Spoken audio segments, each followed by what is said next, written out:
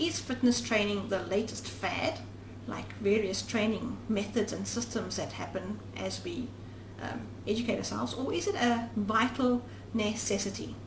I recently noted that there are quite a few people, from sport dog owners to working dog owners, even pet dog owners, that feel that maybe sometimes this canine fitness training, it's really just a fad.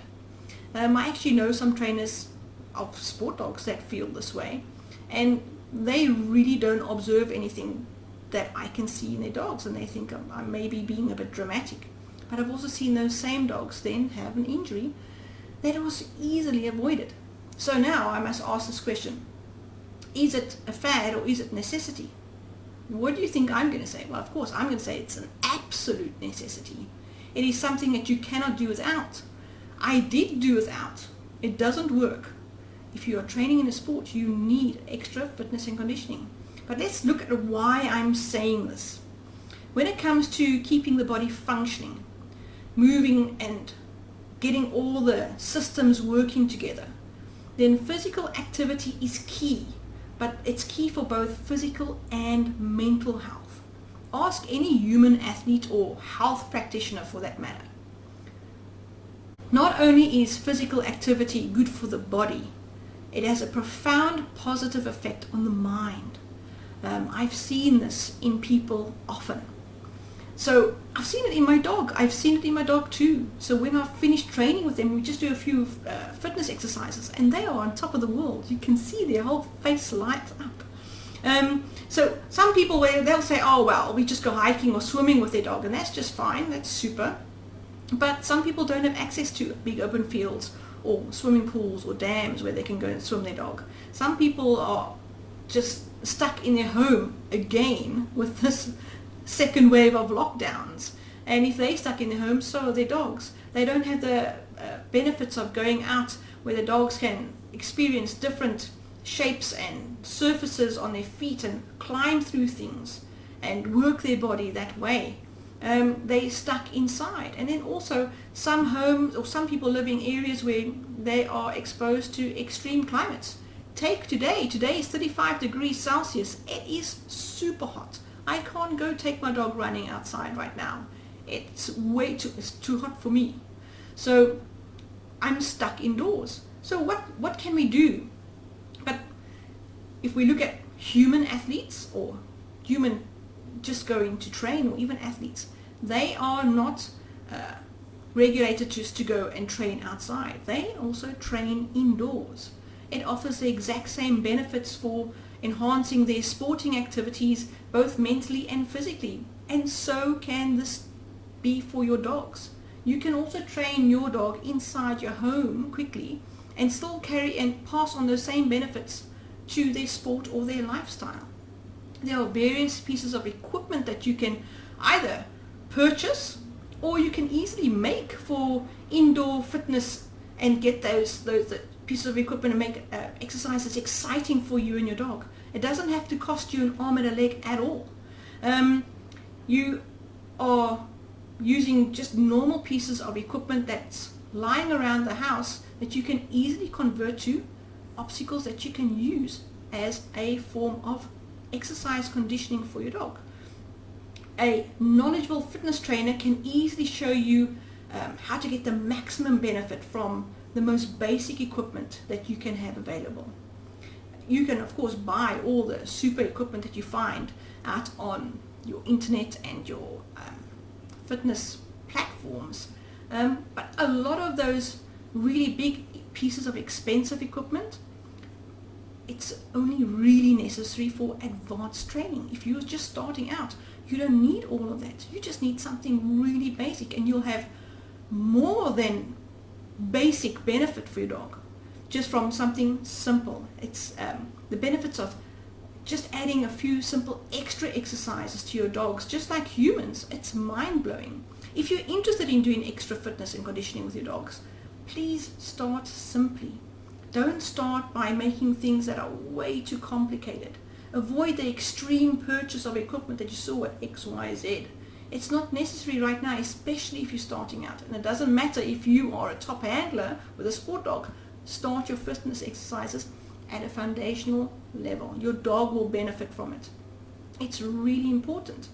There are major potentials for injury and developmental risks that you can have if you go too far, too fast, using the wrong equipment, and it's easily avoided.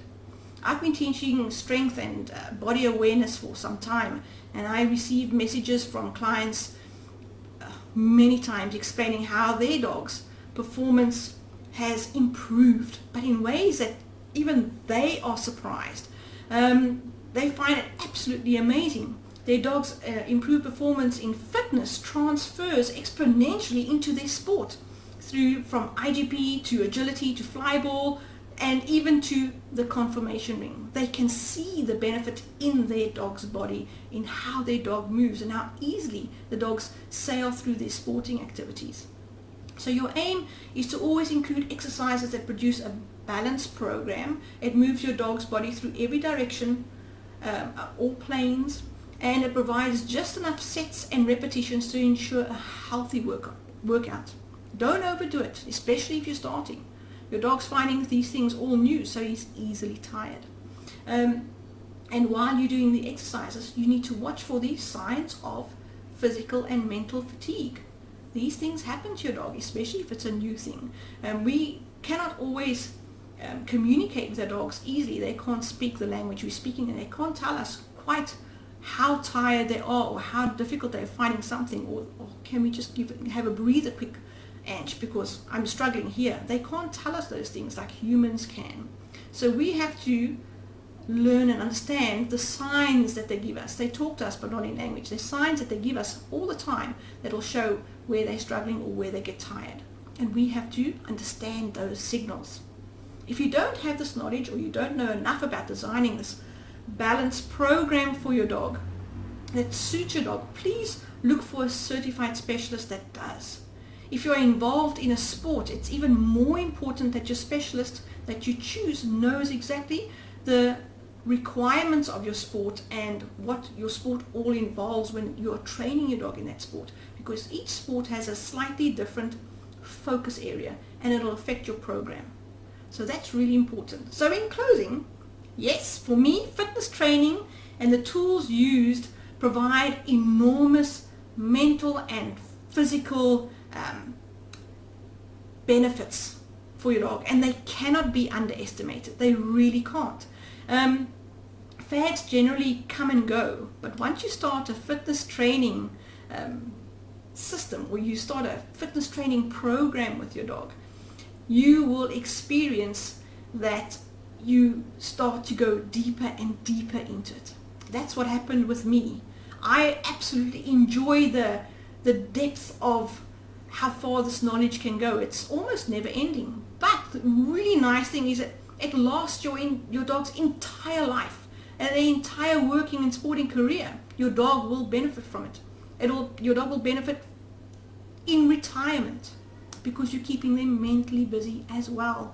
I've seen older dogs start off with a fitness program, and when they finish, they are light on their feet because they feel so important again, and it's so nice to see.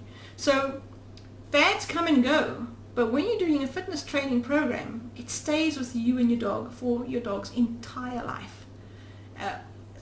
Just by definition then, it's not a fad. Just by definition.